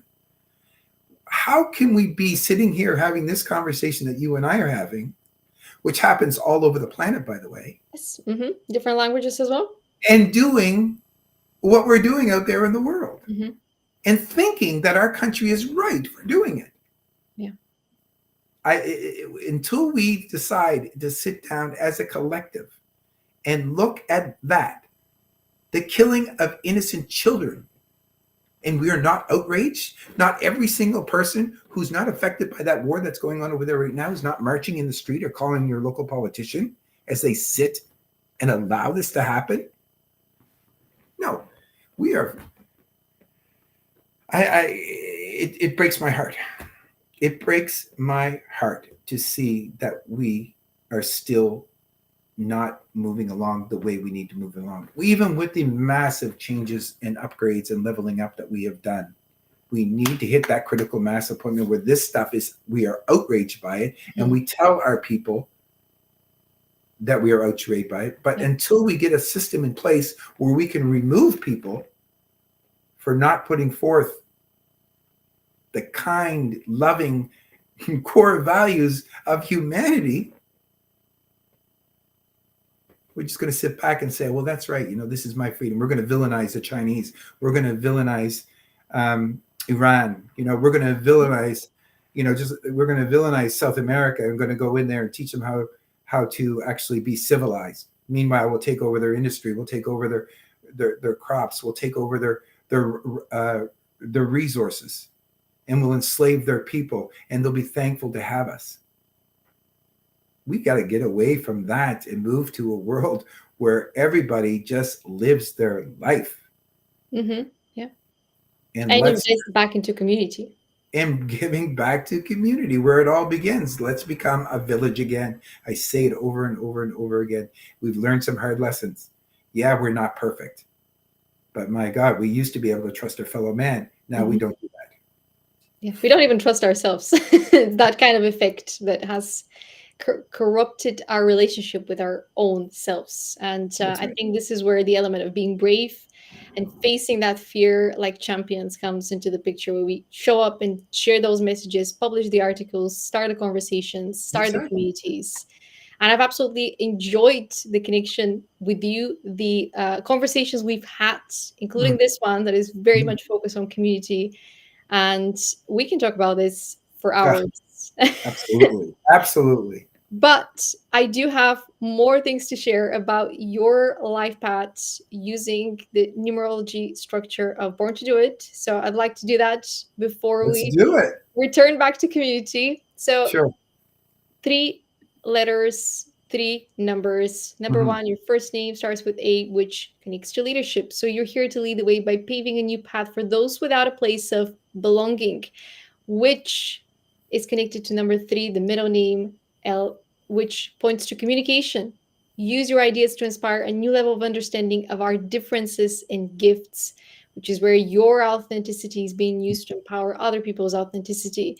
And finally, last name starts with D, which equals 4, which is the path of psychology. So help people feel more at home on planet Earth with your understanding of the human nature, which takes us to life path 8, which is the path of transformation. So be that disruptive presence as a community leader and as a community participant, where your conversations, your engagement, your content is bringing that transformation on a daily basis. The more you act from that place of, I believe in my ability to be the leader, I believe in my ability to change the world for the better, you actually do it because you show up every single day and you act from that place of deep inner knowing.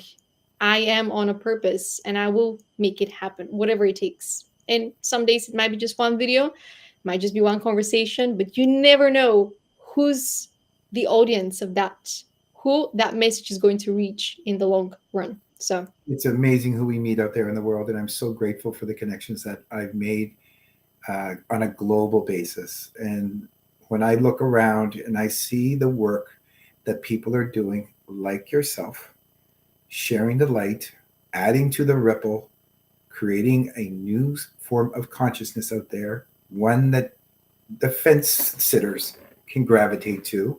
We're not always going to get the sleepers.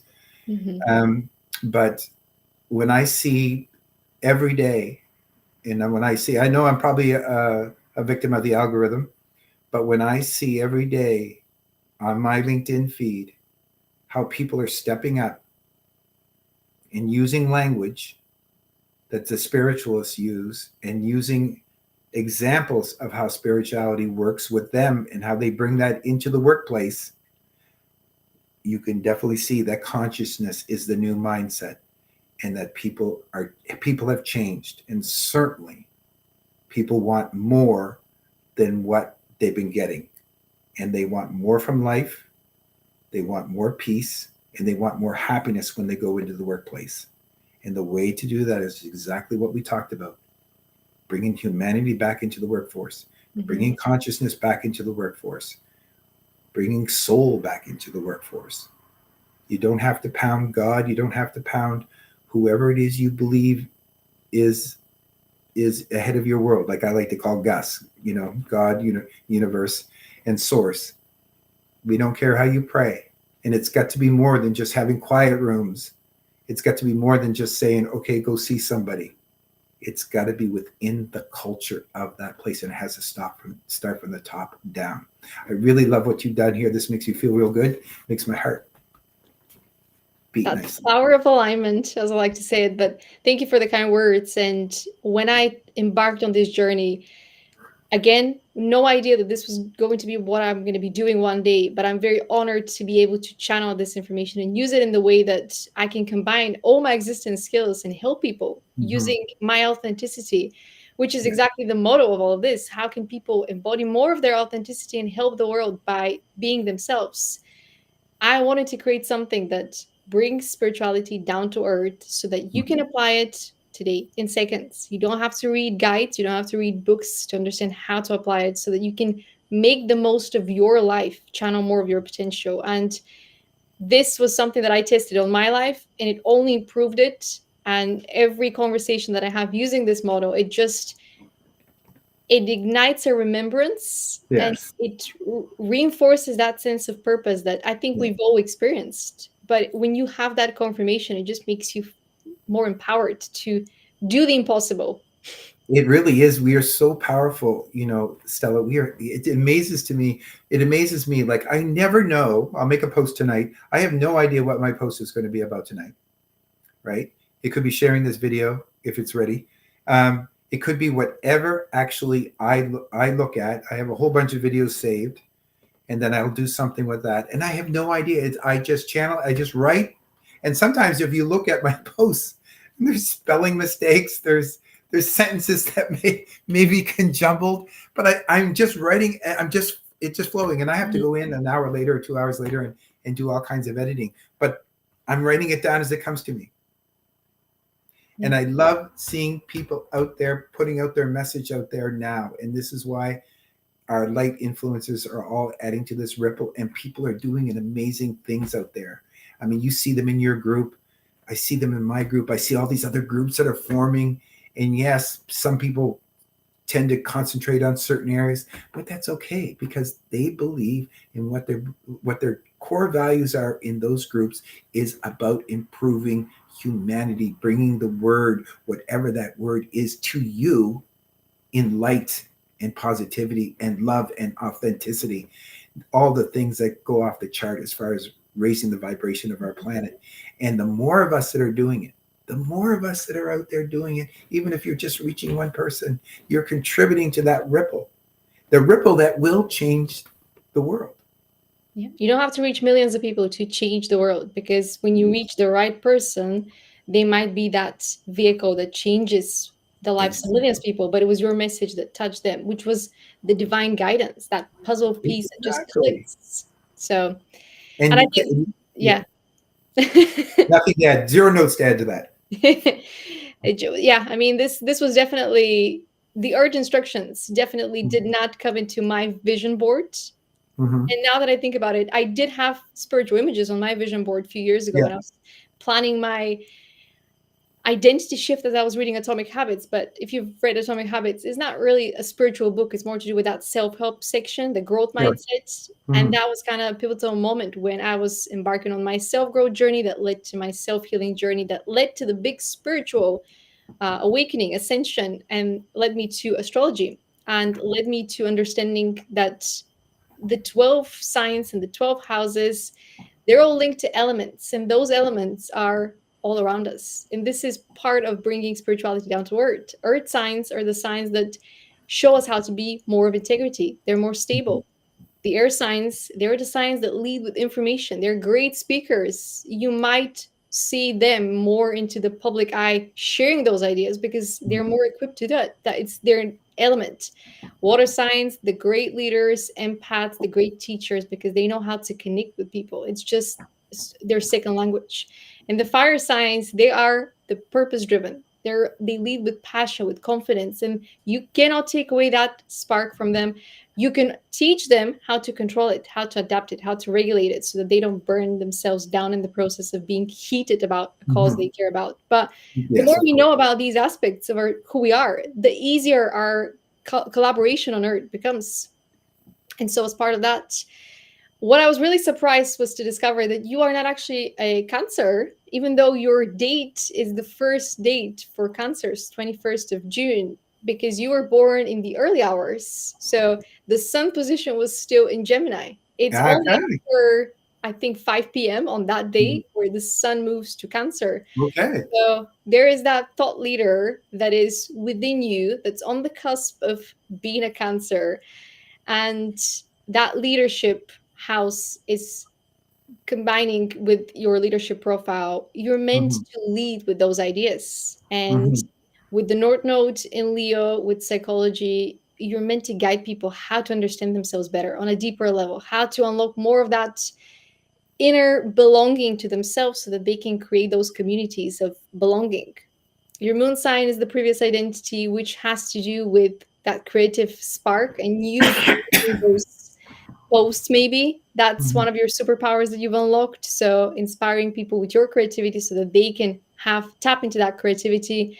And there is the Aquarius in the 10th house, which is achievement. So bring those ideas around what it means to be successful in life, what it means to lead to other people so that you educate them while having these conversations. You bring those seeds into their mindset so that they start to see the world in a more balanced way, where success Hmm. isn't just about the job title, it's about the influence you have over affecting people's lives for the better.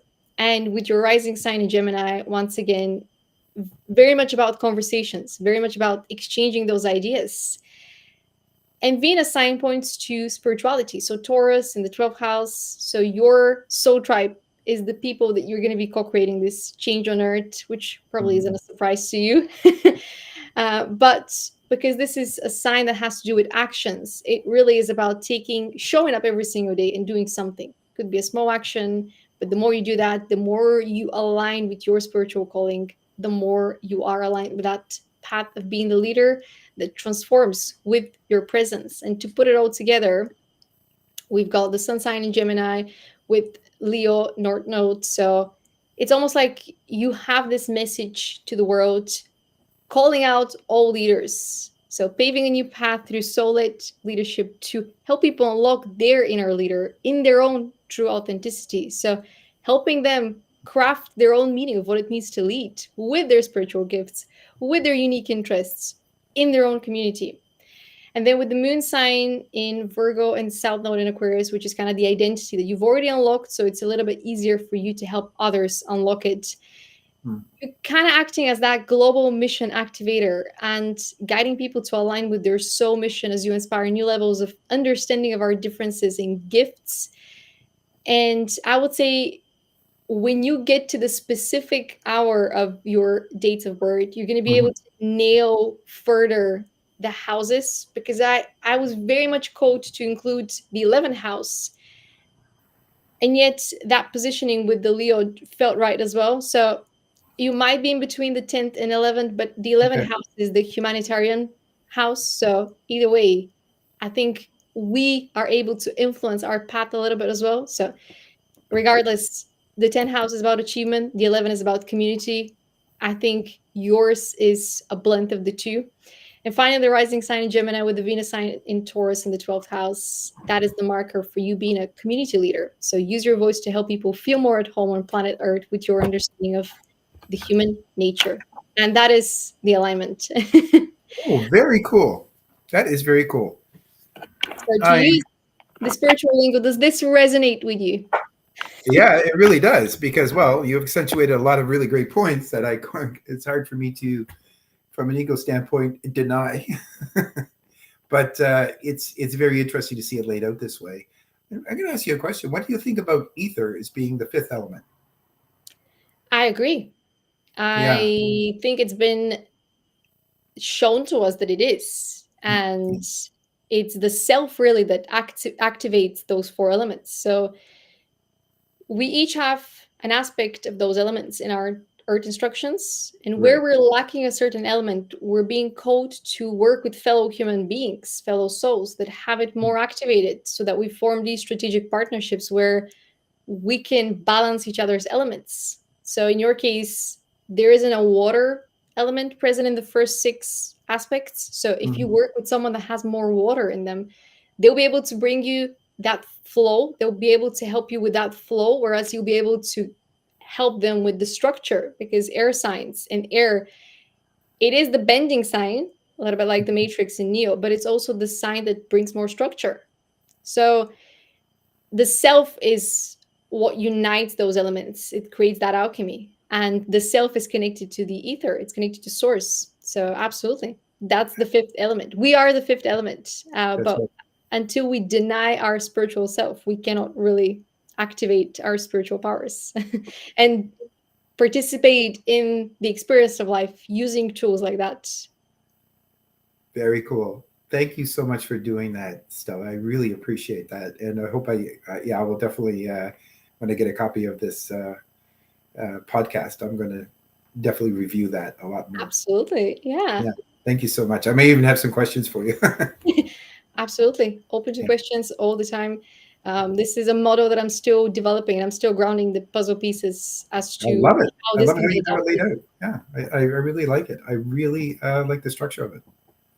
Awesome. Thanks, Yeah. Alden. And as we wrap up, I want to say one is not born to their purpose, one steps into their purpose, and it's your actions, it's your intentions, and doing Mhm. the daily work every single day. Like you don't have a day off, especially when you start aligning with your soul path, with your authenticity. It's like having a day off of being yourself. No, some days you just spend more time being yourself out in nature, other days around people, and some days you're fully working on channeling or advancing your business structure or helping a fellow colleague. But you don't get a day off being yourself. I think that's one of the biggest lies that we've been told. We have to take holidays of our lives.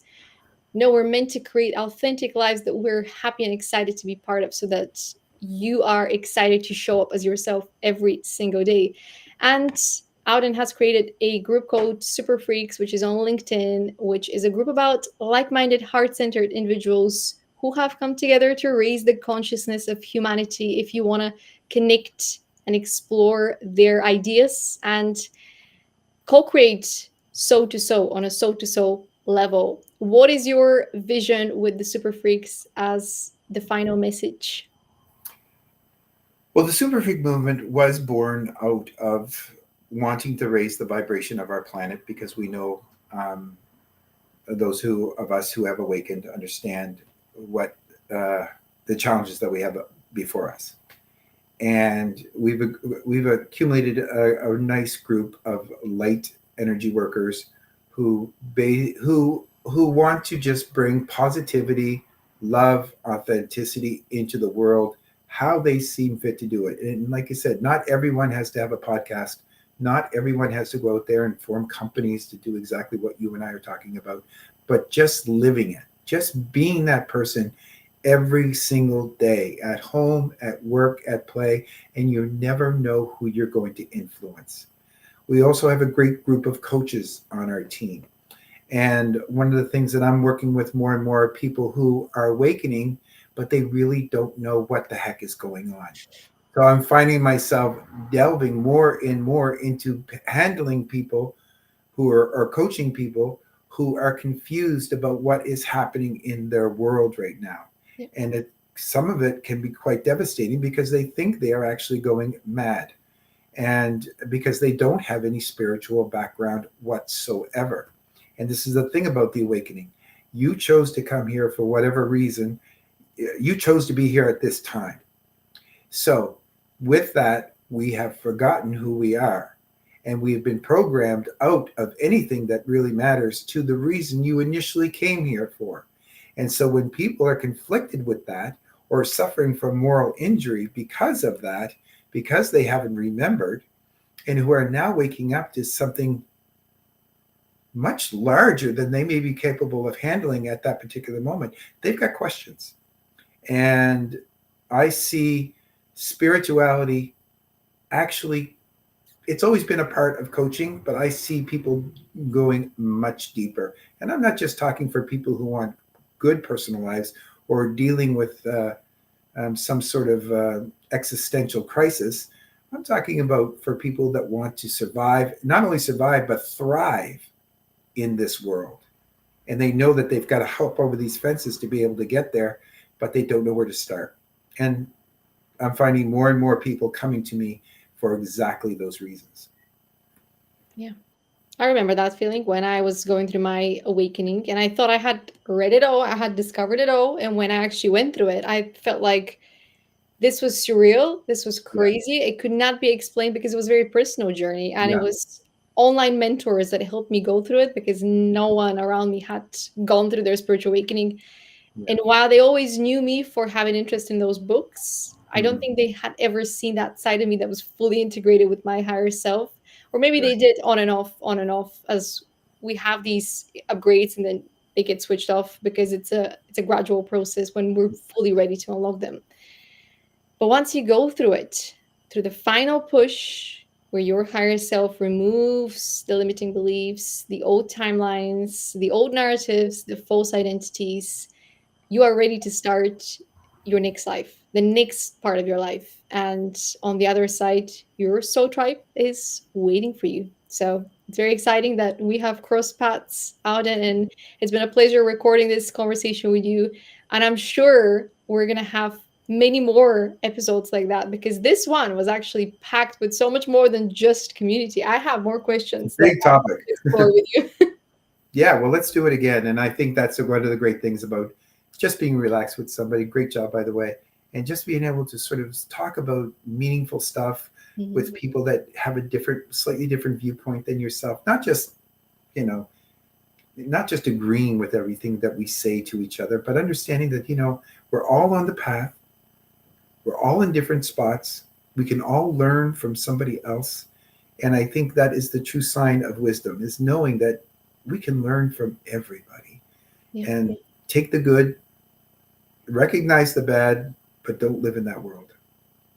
Yeah. I think when we approach conversations as an opportunity to explore what is possible versus just these opportunities where we can prove ourselves right, we can actually listen to one another and see what we explore in those gaps where the next idea hasn't fully formed yet, but you're ready to receive it. And so the magic happens when your higher selves are working together through you.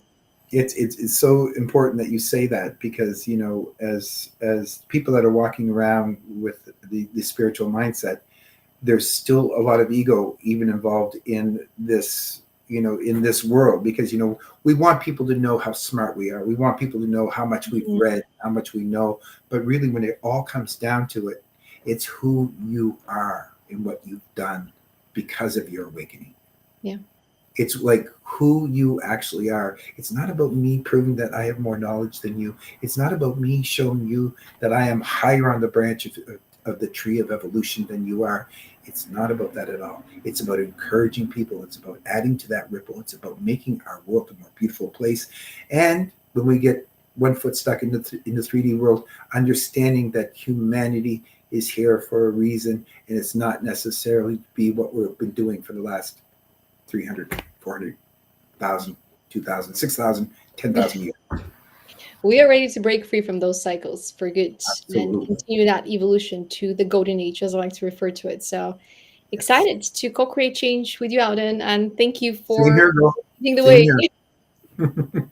Awesome. Thank you for listening. Oh, you were amazing. And thank you for having me on. And let's do it again soon. Let's do it again soon. That's the intention. It's sent out into the